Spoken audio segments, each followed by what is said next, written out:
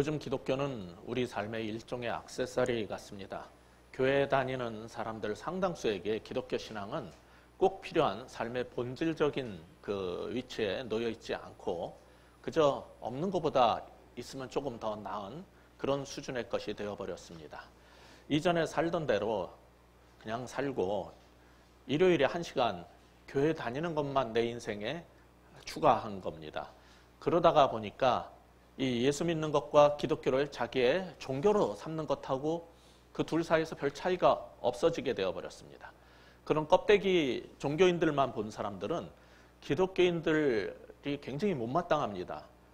매주 그냥 교회만 다닐 뿐 툭하면 징징 짜면서 회개한다고 세상 사람들은 조롱을 합니다. 그러면서 자기네들하고 도대체 뭐가 다르냐, 오히려 사는 건 우리가 더 낫지 않냐라는 잠옷 교만한 말을 아무 거리낌 없이 내뱉게 되었습니다. 그러나 성경을 보면은 지금도 그렇지만 참된 기독교인들이 있는 곳에서는 항상 세상이 뒤집히고 소동이 일어나는 것을 보게 됩니다. 이유가 뭘까요? 참된 복음을 듣고 사람이 거듭나면은 이전과 같은 삶을 더 이상 살 수 없기 때문입니다. 우리가 읽었던 이 19장의 본문 그 앞에 부분 전반부를 보면은 마술사라고 성경이 부르던 종교적 속임수로 벌어먹고 살던 주술사들이 있었어요. 그들이 예수님을 만나고 회심하자 은 5만이나 되는 주술서, 이거를 오늘날의 가치로 은 5만이면요 적어도 50억에서 100억 이상은 갑니다. 거의 50억 이상, 아무리 적게 잡아도 50억 이상 되는 자산을 사람들 앞에서 다 불태워버린 놀라운 사건이 있었는데 그게 끝이 아니었어요. 우리가 읽었던 본문 23절을 보면 그때쯤 되어 이 도로 말미암아 적지 않은 소동이 있었으니, 더 큰 소동이 일어나기 시작한 겁니다. 바울이 전한 기독교로 인해서 24절부터 27절에서 우리가 아까 읽었듯이 에베소에 적지 않은 문제들이 발생한 겁니다. 24절 다시 한번 읽어볼까요? 즉 데메드리오라 하는 어떤 은장색이 은으로 아데미의 신상 모형을 만들어 직공들에게 적지 않은 벌이를 하게 하더니, 27절도 읽어보겠습니다. 우리의 이 영업이 천하질 위험이 있을 뿐 아니라 큰 여신 아데미의 신전도 무시당하게 되고 온 아시아와 천하가 위하는 그의 위엄도 떨어질까 하노라 하더라. 거듭난 사람의 변화된 삶은 주변 사람들에게 항상 위협으로 느껴져 가지고 민감한 반응을 초래합니다. 믿음으로 사업하고 바르게 살려고 하면은 주변 사람들이 처음엔 그냥 비웃는 정도예요. 근데 막상 그 신앙이 자신들이 사는 삶의 방식하고 충돌을 하고 자신들의 사업이나 이런 것에 위협을 느끼게 되면은 죽이려고 달려들 수도 있습니다. 참 빛이신 예수님께서 오셨을 때 사람들이 환영하지 않고 예수님을 거부한 것을 요한복음 3장 20절에서는 이렇게 말합니다. 악을 행하는 자마다 빛을 미워하여 빛으로 오지 아니하나니 이는 그 행위가 드러날까 하며. 마찬가지예요. 지금도 어둠의 사람들은 참된 그리스도인들이 너무나 싫습니다. 그들의 사는 방식이 자기하고 다르기 때문에 너무나 미워서 모욕을 주고 싶어 합니다. 이는 자신이 속해 있는 그러한 어둠 속에서 빛의 사람들을 볼 때 본능적으로 거부감이 들고 본능적으로 싫기 때문입니다. 이런 일은 대충 교회만 다니면서 이전과 같이 사는 그런 종교인들 주변에서는 벌어지지 않습니다. 그런 일 없습니다. 다만 성경대로 예수님을 내 삶의 주인으로 모시고 그렇게 사는 사람들의 주변에서만 벌어지는 일입니다. 그들은 내 주인이신 예수님이라면 이럴 때 어떻게 하실까를 항상 묻고 그렇게 삽니다. 그 결과 그들은 이전과 전혀 다른 삶을 살게 되기 때문에 19절에서 우리가 본 것처럼 마술을 행하던 사람들이라면 그 종교적 술수를 쓰던 자료들을 사람들이 다 보는 앞에 가지고 나와서 다 불살라 버림으로써 자신들의 변화와 결단을 증명합니다. 사실 그 마술사라는 그 사람들이 며칠 변하든 말든 어차피 마술하는 사람들은 계속 있을 겁니다. 그러니까 그걸 팔아가지고 돈을 마련해서 어려운 교회에 헌금을 하고 선교했으면 좋지 않겠냐 하는 생각을 하는 사람들도 있을 겁니다. 그게 바로 가룟 유다의 뒤에서 그를 유혹했던 사탄이 주던 생각하고 똑같은 겁니다. 그게 얼른 보면은 굉장히 합리적인 것처럼 좋은 생각인 것처럼 들리지만은 이 마술책이나 마술 도구들은 지금 우리가 사용하는 일상적인 생활용품이나 일반 학문 서적과 달리 굉장히 악한 용도로 쓰는 것이기 때문에 성령에 이끌린 변화된 사람들은 그걸 그렇게 할 수가 없습니다. 그렇기 때문에 세상 앞에서 불태워 버림으로써 자신들이 또 다시 뒤로 돌아갈 그 다리를 다 끊어버리는 일까지 하는 겁니다. 이처럼 믿음으로 산다는 것은 자신의 생계 수단이라도 단호하게 끊을 정도, 정말 타협을 허용하지 않는 그런 엄청난 변화를 우리에게 보여줍니다. 저희 아버님이 돌아가셨지만은 저희 아버님은 제가 어릴 때 부평에 있는 미국 공군부대에서 근무를 하셨습니다.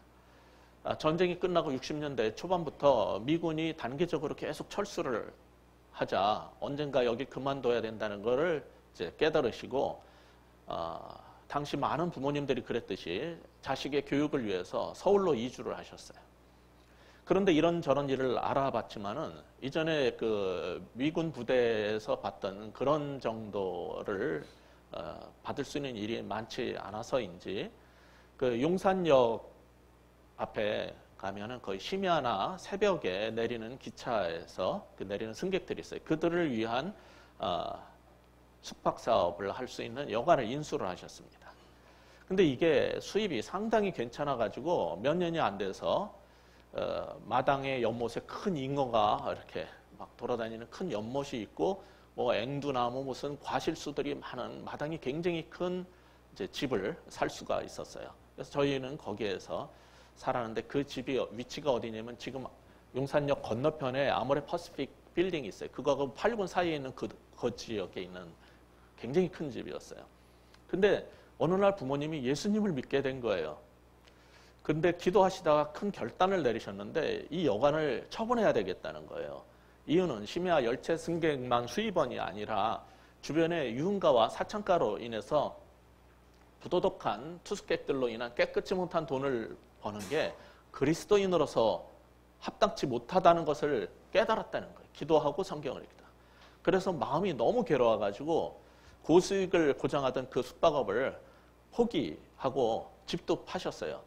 그리고 여기 지금 이수역에서 총신대 사이에 남성시장 그 뒤쪽에 있는 3층 건물을 사가지고 우리가 2층, 3층에 살고 2층에다 가게를 내서 좀 적게 벌어도 그렇게 먹고 사는 게 신앙 양심에 편하겠다. 그렇게 결정을 하셨어요.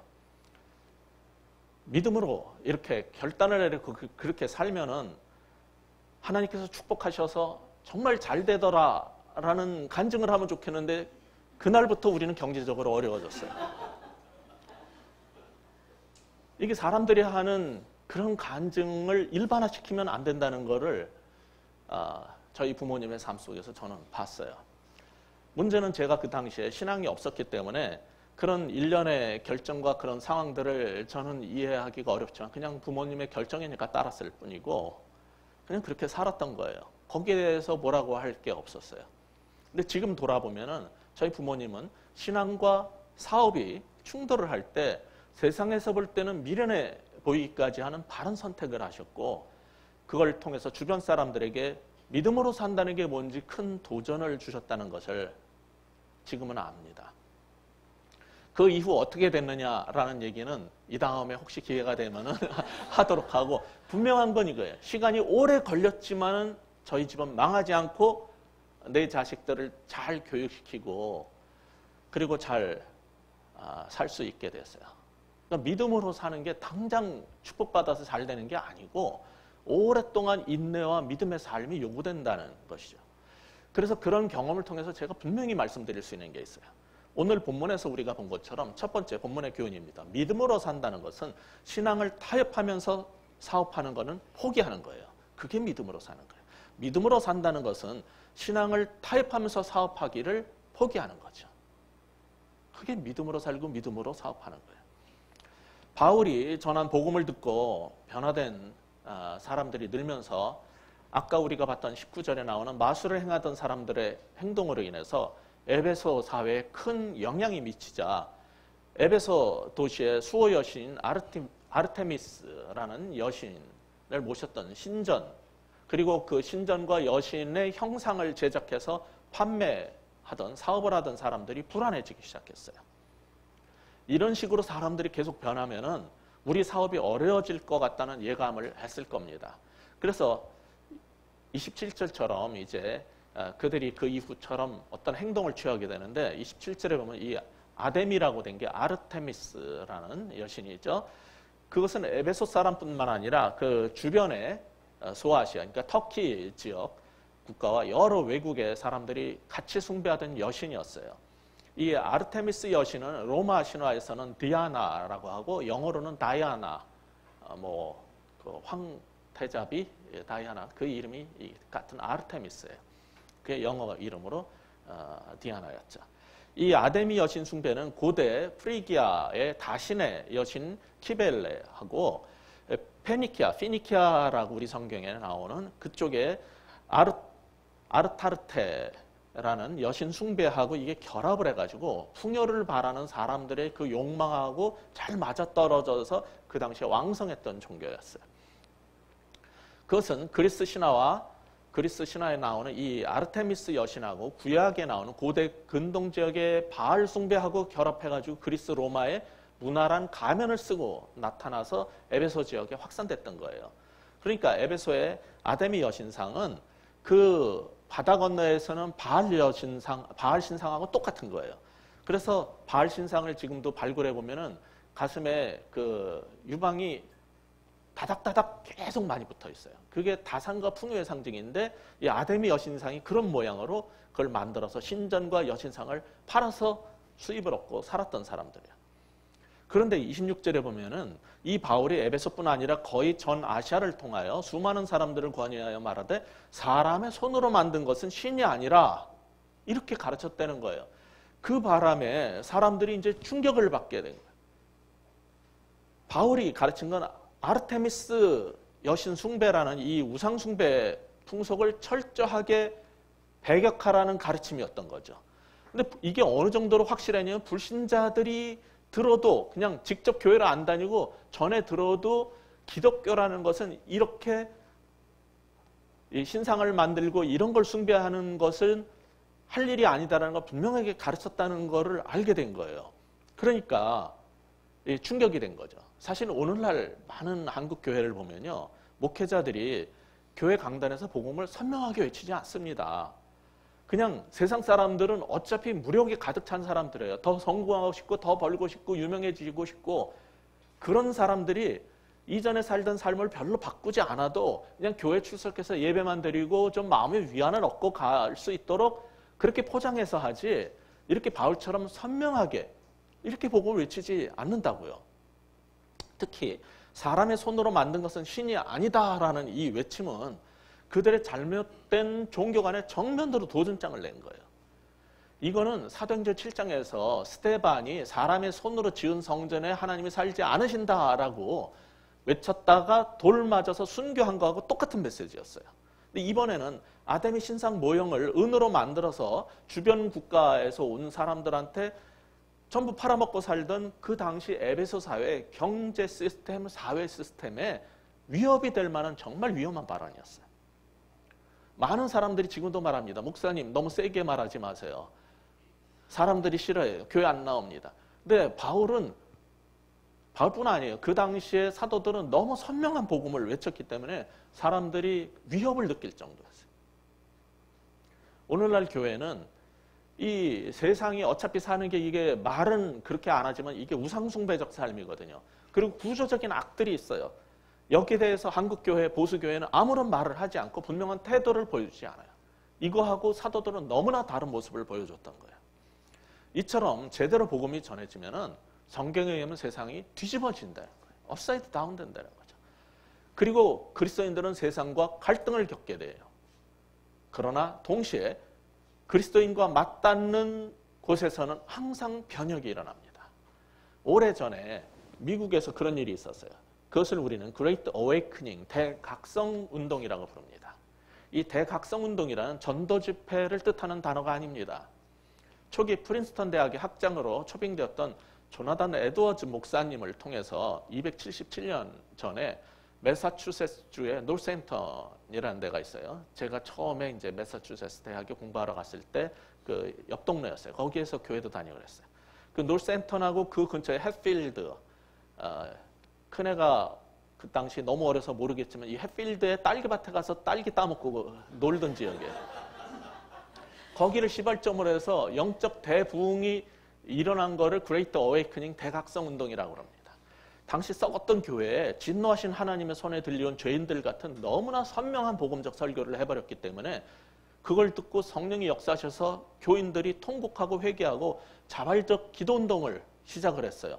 그 바람에 그 노스햄턴 지역에 술집이 망했어요. 회개하고 교회 다니던 사람이 술 먹으러 돌아다니던 사람들 술집을 안 가가지고 문을 닫게 돼서 지역사회에 난리가 났습니다. 그리고 처음엔 저항하던 그 술집 주인들도 회개하고 편했어요. 이 일이 매사추세츠주를 시발점으로 해서 미국 전역에 퍼져나간 게 바로 이 대각성 운동입니다. 그런데 사업가는요, 성경대로 살다가 성경대로 사업을 하다가 위협을 당하고 불이익을 당할 걸 알면서도 복음의 증인으로 사업을 하면 수입이 줄게 돼 있어요. 어차피 세상이 도와주지 않습니다. 수입이 줄게 돼 있어요. 근데 목회자도 복음대로 증언하고 사역하면요, 어려움을 겪습니다. 이거는 예수 믿는 사업가나 제대로 복음 전하는 목사나 똑같이 당하게 돼 있어요. 조나단 에드워드 목사님은 그 교회에서 불신자와 다를 바 없이 엉터리로 신앙생활하던 세례교인들이 성찬식에 참여 못하겠다 쫓겨났어요. 변화된 삶이 있는 신앙을 주장하고 믿음으로 산다는 건 그런 겁니다. 우리 교회도 축복받고 병 고쳐주고 좋은 소리 하면 조금 더 사람들이 쉽게 올 겁니다. 이런 소리를 하면 왔던 사람도 갈지도 몰라요. 근데 뭐 우리 교회가 무슨 초대형 교회를 만드는 걸 목적으로 하는 것도 아니라면은 정말 바르게 전하고 한 사람이라도 교회에서 변하는 게 낫겠다는 생각을 그 확신 때문에 저는 제대로 앞으로도 전할 생각입니다. 기분 나쁘면 할 수 없는 거예요. 그런 사람은 안 오면 돼요. 그냥 세상 나오지 왜 교회 와가지고 똑같이 살겠다는 건지 알 수가 없어요. 근데 요즘도 보면 교인들이 대충 교회 왔다 갔다 하면서 종교 활동만 그냥 열심히 하면요, 사탄도 대충 눈 감아주는 것 같아요. 근데 거듭난 사람이 변화된 확실한 삶을 불신자 가운데서 살면요, 하나님께 영광을 돌리게 돼요. 불신자들이. 그리고 너무나 명확한 복음을 전하는 말씀의 종은 사탄의 영역을 침범하는 게 되기 때문에 사탄이 가만히 두지 않습니다. 그런 사람들은. 이런 현실을 우리가 안다면 어떻게 행동해야 되겠습니까? 두 부류로 나누게 될 겁니다. 하나는 그런 일을 겪어서 사업상 손실이 생기는 걸 막기 위해서 타협하는 신앙 방향으로 선회를 할 겁니다. 네, 말이 사업상 손실을 막는 거지 사실은 주님을 부인하는 거예요. 그거 솔직히 인정해야 돼요. 두 번째는 그런 위험성을 알지만은 나를 위해서 십자가를 지시고 목숨까지 버리신 주님을 나는 배신할 수 없다면서 그 위협을 내가 기꺼이 감수하겠다는 사람들이 있어요. 문제는 그럴 때 위협이라는 게 어떤 한 사람이 나한테 저항하는 수준으로 멈추지 않는다는 거예요. 어둠의 세력들은 마치 영화 부산행에서 보듯이 좀비처럼 떼거리로 몰려들 수도 있어요. 지금 바울 일행이 겪은 게 바로 그 일이었어요. 에베소 소유의 주범은 데메드리오라는 사람이었는데 25절에 보듯이 그는 은제 신상과 여신 모형 사업을 하던 길드 조합원들을 모아놓고 선동을 하면서 소란을 일으켰는데 그 이유가 27절에는 자신들의 신전이 무시당하고 아데미 여신의 위엄이 떨어지기 때문이라고 그럴싸하게 둘러댔어요. 그러나 24, 25절, 27절 후반을 보시면은 성경은 본질적 이유를 분명히 가르쳐 줍니다. 수입이 줄어들어서예요. 돈 때문입니다. 현대인들이 가장 예민해지는 게 아무리 뭐라 그래도 결국 돈 문제입니다. 사람들은 자신들의 수입이 줄면은 위협을 느끼고 그때는 목숨을 걸고 덤벼듭니다. 우버 사업이라든지 카카오 택시 같은 새로운 그런 방식의 일이 시작되면은 전통적인 구조에서 살던 사람, 그 택시 기사들이 가만히 안 있어요. 엄청나게 저항을 하고 목숨을 겁니다. 똑같은 이유예요. 다 돈이 걸렸기 때문입니다. 그들은 어떻게 했는지 28절 이하를 보세요. 그들이 이 말을 듣고 분노가 가득하여 외쳐 이르되 크다 에베소 사람의 아데미여 하니. 사실 앞에 9장 16절을 보시면 바울을 부르실 때 하나님은 그가 내 이름을 위하여 얼마나 많은 고난을 받을 것인지 이미 말씀을 하셨어요. 그러니까 타협하지 않는 참된 복음의 일꾼은 그 고난에서 면제될 수 없는 거예요. 그런 전형적인 사건이 지금 에베소에서 벌어지는 건데 우리 29절 같이 한번 읽어볼까요? 시작. 온 시내가 요란하여 바울과 같이 다니는 마게도니아 사람 가이오와 아리스다고를 붙들어 일제히 연극장으로 달려 들어가는지라. 데메트리오가 선동을 하자 무리들이 흥분해가지고 폭도로 변해버렸어요. 바울 일행을 잡아가지고 이 에베소에 연극장이라고 해놨는데 여러분 터키 여행 가시면요 에베소에 야외 극장이 있어요. 산을 깎아서 만든 거기에서 내려다보면 바다도 보여요. 엄청나게 커서 24,000명이 한 번에 들어가는 데입니다. 그리로 끌고 들어간 거예요. 그 주민들이 폭동을 일으켜가지고 그 사람들을 그 야외 극장으로 노천 극장으로 끌고 가버린 거예요. 기독교가 자신의 삶하고 자신의 사업에 충돌을 일으키지 않으면요 아무 말 안 합니다. 그런데 믿음대로 산다고 하는 사람들이 발생하면서 하나씩 늘면서 사업의 위협을 느끼면은 세상은 이렇게 그리스도인들을 공격합니다. 그 말은 여러분도 직장 생활을 하고 사업을 할 때 내 사업하고 신앙이 충돌을 해가지고 신앙을 택하면은 세상이 여러분을 공격할 수 있다는 뜻입니다. 신앙적 영역에서만이 아니에요. 그냥 단지 자기 이익에 해가 된다라고 느껴도 사람들은 흥분하고 떼를 지어 몰려가서 난동을 부릴 겁니다. 저는 학교에 매일 아침 출근을 할 때마다 저쪽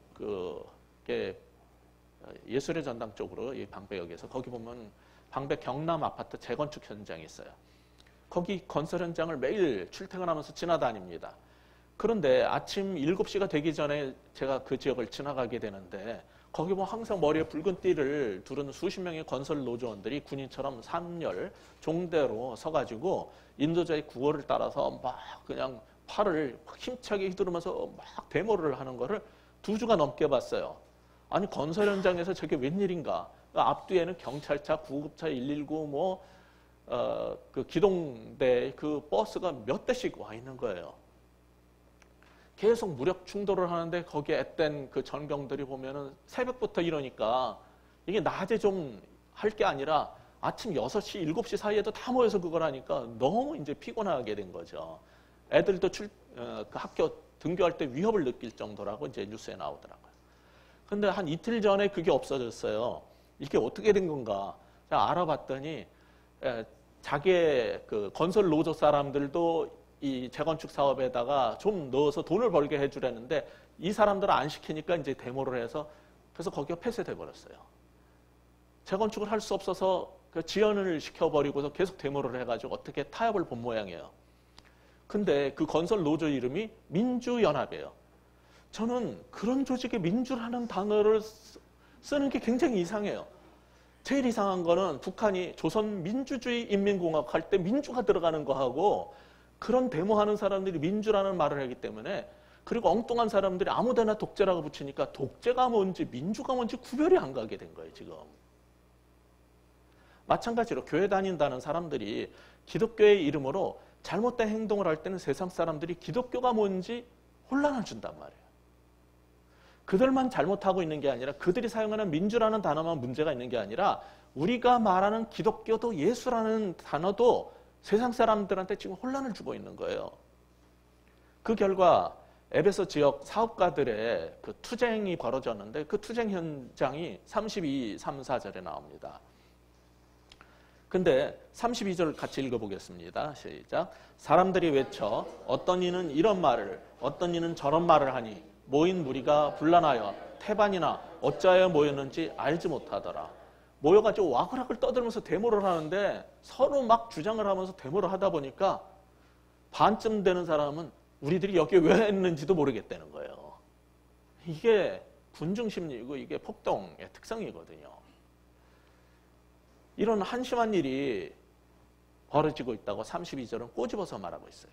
시위가 거세지자 당황한 그 에베소 거주 유대인들은 바울이나 그 그리스도인들은 자기들하고 다른 사람이라고 변명을 하고 싶어가지고 33절에 보다 어떻게 했어요? 알렉산더라는 사람을 막 밀어서 앞으로 내보냈어요. 좀 말 좀 하라고. 근데 에베소 사람들이 가만 보니까 얘나 걔네들이나 다 똑같이 유대인이에요. 그러니까 싫다는 거예요. 그래서 말을 못하게 막고 아데미시는 위대하다. 우리 에베소의 아데미시는 위대하다. 이것만 얼마나 외쳤다고요? 2시간을 외쳤다는 거예요. 진짜 데모 폭동이죠, 이게. 이게 처음에는 사업상의 문제였는데 나중에 뭘로 발전을 한 거냐면 유대인과 에베소 사람 인종 간 갈등으로 비화되기 시작하는 거예요. 이거는요, 영화에서나 볼 수 있는 난장판입니다. 요즘에 극우 목사들하고 기독교 정치인들하고 기독교인이라는 사람들의 막무가내 투쟁, 거기에다가 미국계와 이스라엘 국기는 왜 갖고 나와서 흔드는지 소리치는지 모르겠는데 자신들의 정치적 주장과 다른 무조건 독재라고 주장하는데 그 뒤를 보면 옛날에 촛불 시위와 달리 쓰레기와 구겨진 태극기가 여기저기 돌아다니는 것 때문에 사람들이 사진을 찍어서 올리고 그 결과 기독교인들은 쓰레기라고 기독교인들은 개독이라고 없애버려야 된다는 말이 나오기 시작한 거예요. 따라서 우리들이 하는 행동을 통해서 불신자들은 기독교가 뭔지를 읽는단 말이에요. 그 말은 우리가 하는 행동에 우리는 책임을 져야 되고 굉장히 조심스러워야 된다는 것을 말하는 거예요.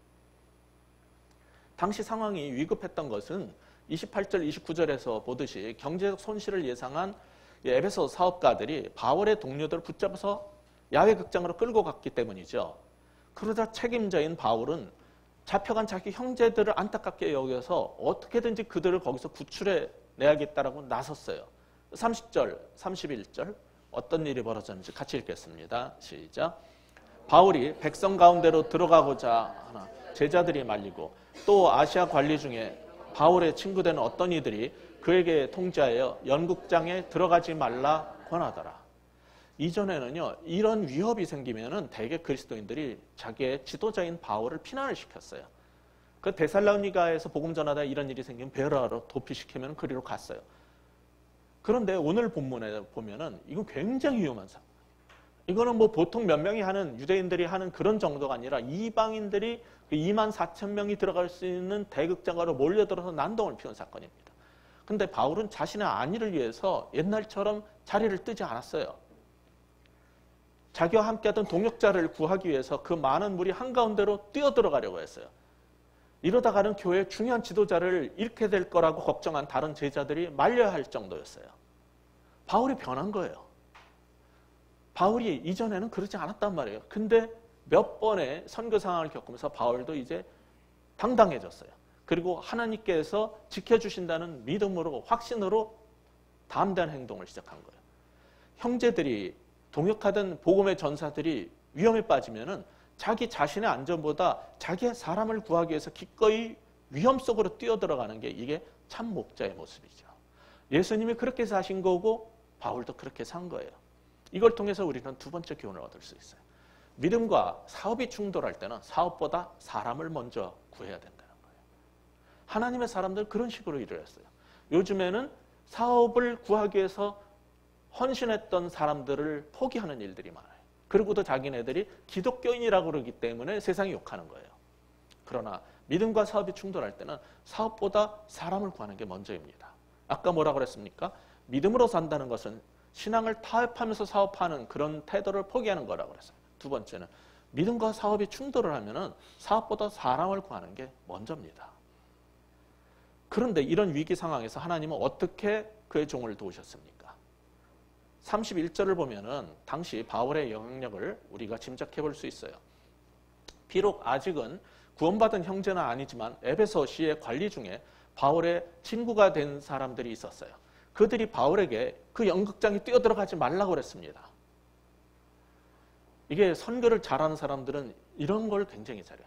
제가 우리 김태민 선교사님하고도 이렇게 오랫동안 교제하면서 발견한 것은 김태민 선교사님이 치앙마이 지역에 선교를 하면서 그 지역의 군인, 경찰, 국회의원, 뭐 그 태국 사람 주요 인물들을 다 꿰고 있어가지고 이민자들이라든지 선교사들이 문제가 생기면 다 가서 도와주도록 하는 일을 해요.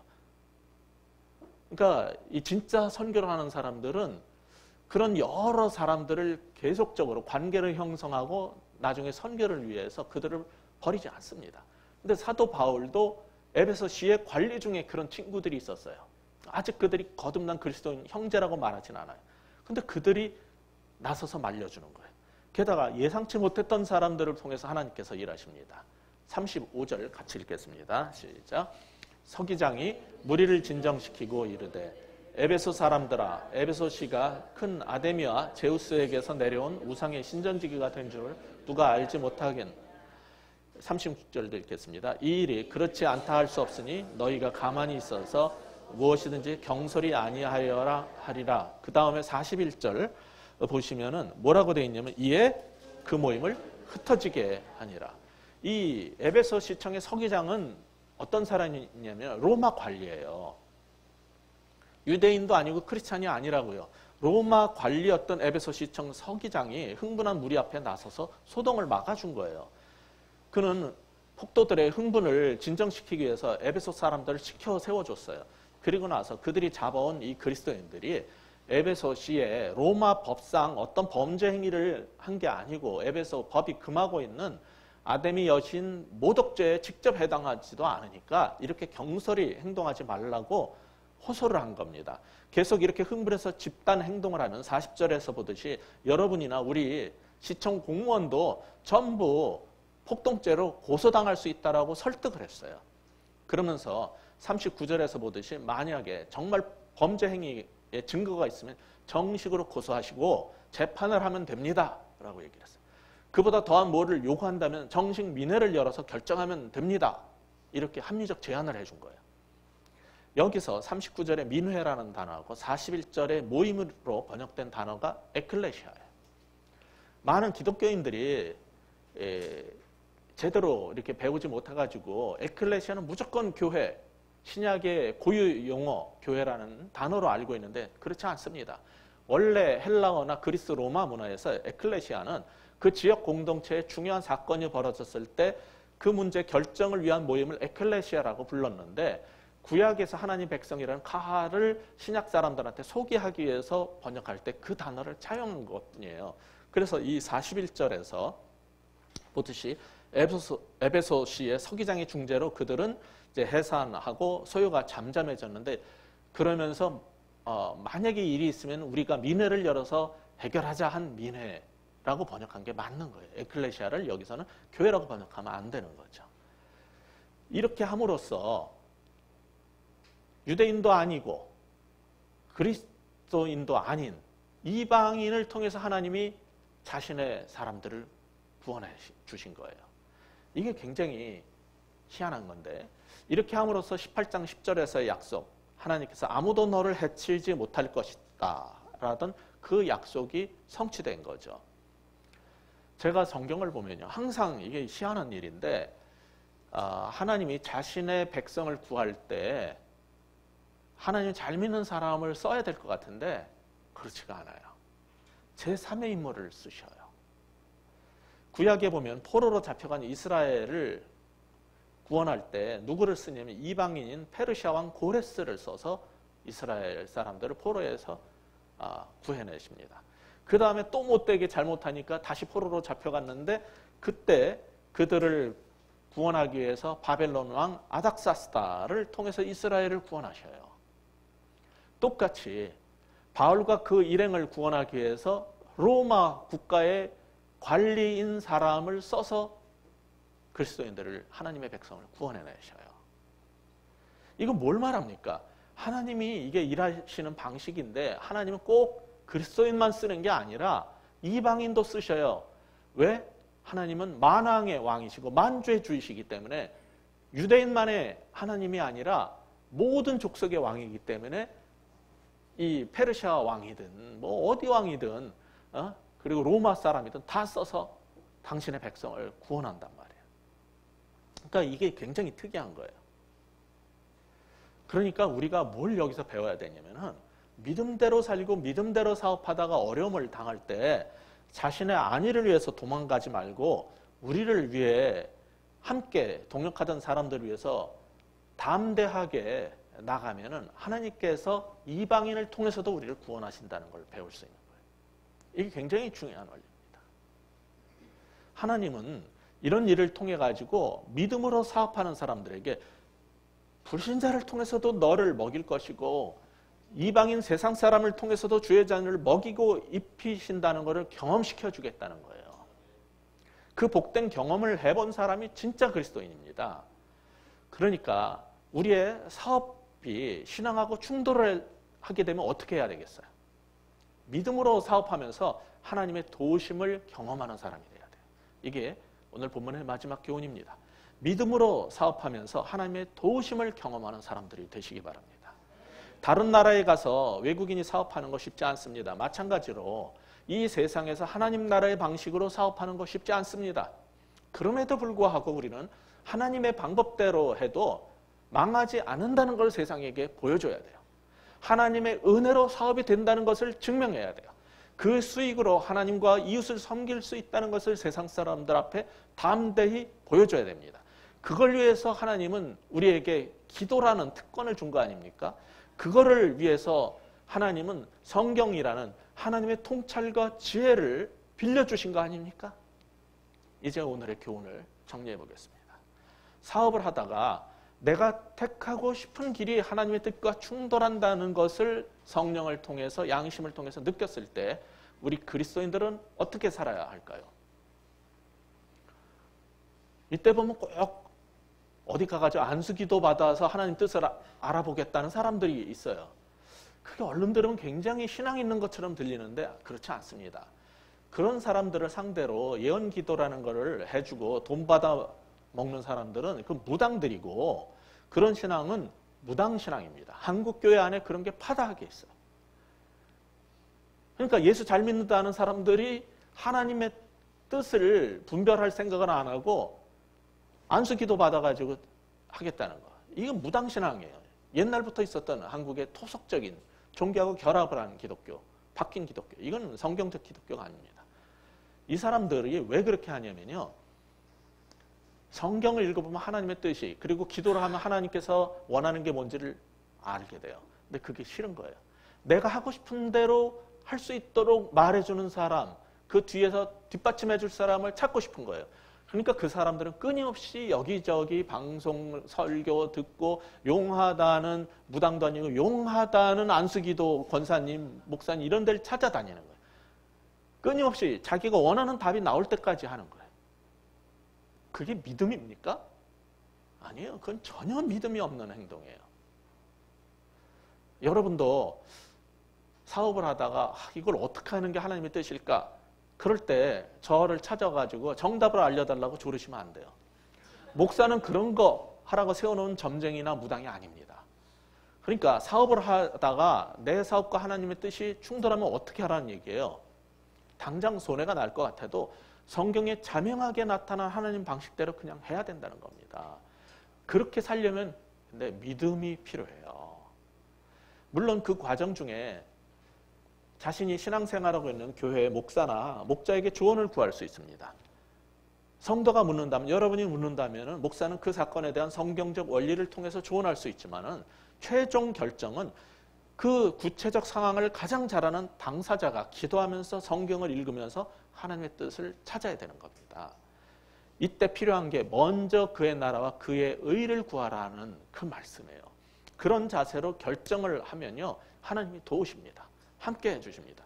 그렇게 하다가 어려움이 오면은 사업부터 건지려고 그러지 말고 사람부터 건지려고 하세요.